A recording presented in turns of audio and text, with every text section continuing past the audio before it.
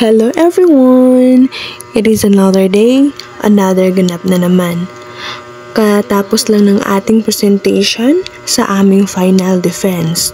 So, ginawa namin para ma-treat naman ng aming mga sarili ay pinagluto ko sila ng chicken feet. Di nyo matanong, ako po ang cook dito sa amin, char lang naman.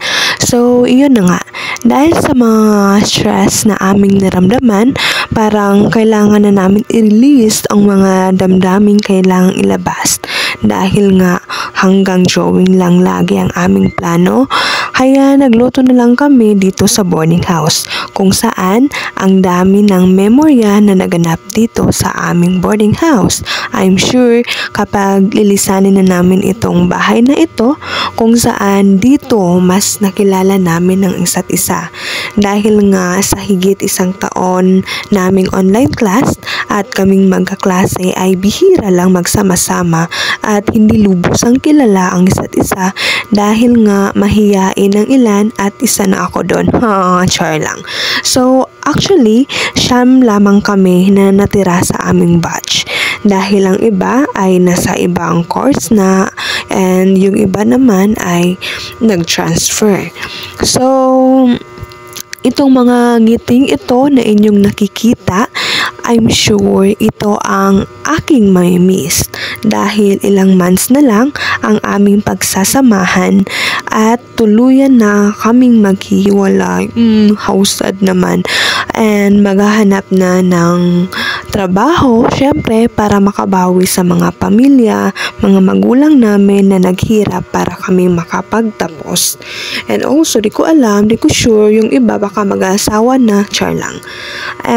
Kung babalikan natin ang mga kahapong nagdaan, char, sana all may mga kahapong nagdaan, masasabi kong proud na proud ako sa pamilyang binuo namin.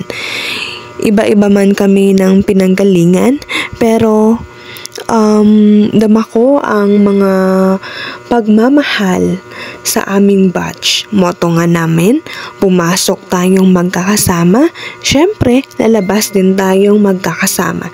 Di nga lang kompleto dahil may mga bagay na hindi natin kontrolado. Nawalan man kami ng isa, hello Prinsipe, ganun talaga ang buhay. Kailangan pa rin magpatuloy kahit hindi na ganun kasaya dati nung buo pa kami. Itong batch na ito na walang inggitan, walang lamangan, walang siraan dahil pamilya talaga ang turing namin sa bawat isa. So may bibikis, konting tiis na lang at malampasan din natin ang lahat ng ito. Malayo pa pero malayo na. I'm lucky to have you in my life.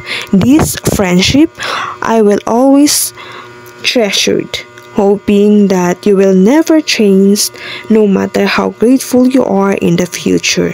You will always be my baby kiss. To my Tita Merl, Dang Idol, Dang Bam, to Katrin, to Manang, April, to Idel, and to my partner, Rich May, and also to Dexter. I hope nga hindi kayo magbabago dahil ako ay ganun pa rin.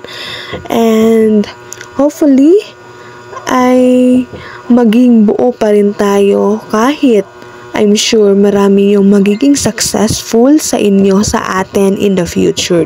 So, ayan, sa kakadaldal ko, ay hindi ko na namalayan ng aking niloloto dahil nga naman sa dami-dami ng ating mga pinagsasabi dito. And ayan lamang yung ating chicken feet na aking niloloto. Hindi ko na alam kung ano yung mga pinalagay ko dyan dahil sa dami-dami ba naman ng mga ingredients. Luto na po ang ating chicken feet. Hanggang dito na lang. Bye!